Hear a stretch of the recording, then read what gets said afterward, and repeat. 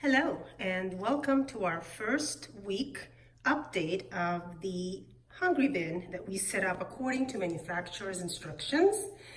As you can see, I have this fabric over it. I think this is just an old screen that I doubled up.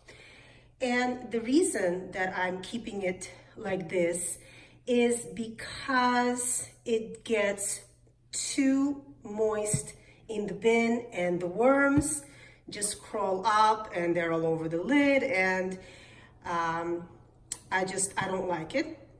And actually, this is the way I used to keep my two Hungry Bins 2 years ago when I started them originally, according to the manufacturer's instructions.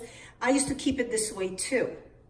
Now, the other Hungry Bin, I drilled 1/2-inch holes through the lid, but that helps a little bit, not too much. They're still crawling.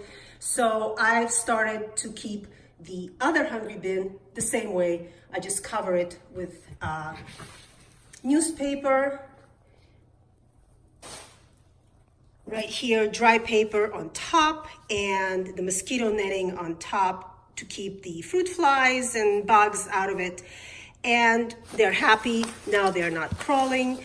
And the material at the bottom, as soon as I start moving the newspaper away, you can see the worms are already at the very top. Everything here is nice and moist. I make sure that it stays moist. The worms have settled in beautifully. And it is time, I guess, to feed these guys. I did give them just a little bit of food the first couple of days after they arrived, making sure that they had something in here to start the microbial activity. But now we can give them their first feeding. So let me take this top layer of paper off and we can go ahead and feed them. Okay, so I removed a lot of the paper, and of course I left some of it in because I always add carbon when I'm feeding. And this paper happens to be our carbon source. So basically these guys are everywhere. They made themselves at home.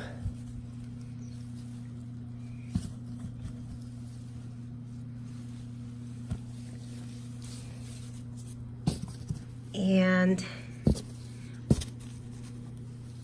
I want to see if there are any dry pockets anywhere, which there aren't. I have a bottle of water standing at the ready just in case I find any dry spots, because I want to make sure that these guys are happy, happy, happy. So I gave them food here in the center. And they made quick work of it, of course, with 3,000 worms. What do you expect? Yeah. Okay, so we are going to give them their feeding. I'm sure they'll be happy. We'll start off modestly because we want to make sure this is a new bin. Well, we're restarting it anew. It's not a new bin, but because we're restarting it anew, I don't want to overfeed. We want to see what these guys are capable of doing. So we are going to give them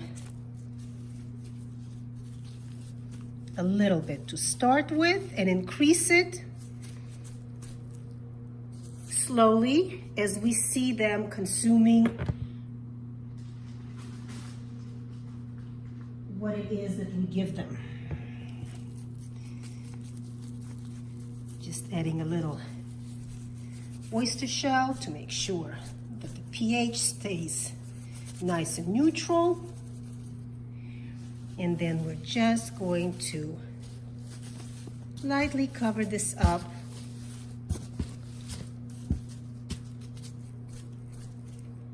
And then I'm going to put the rest of the paper back and put the netting over it, and we're going to leave it.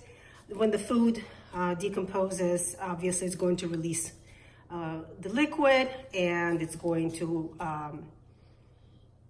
keep everything nice and moist at the bottom there, and I'm going to make sure to keep everything nice and moist from the top. And hopefully these guys are going to make quick work of this, because you know I love to give my systems a lot of food. So we shall see. So far, of course, the first issue was that I had to open the lid. So this is how I'm going to keep the bins, this one and my other hungry bin. I know this is not according to manufacturer's instructions, but the welfare of my worms are number one to me, and I know when they're being stressed, and I know when they're happy. So the lid stays open, and the material will be covered with the paper, the dry paper, and the netting on top. And we'll see what they do. We'll visit them next week and do another update. So thanks for joining me.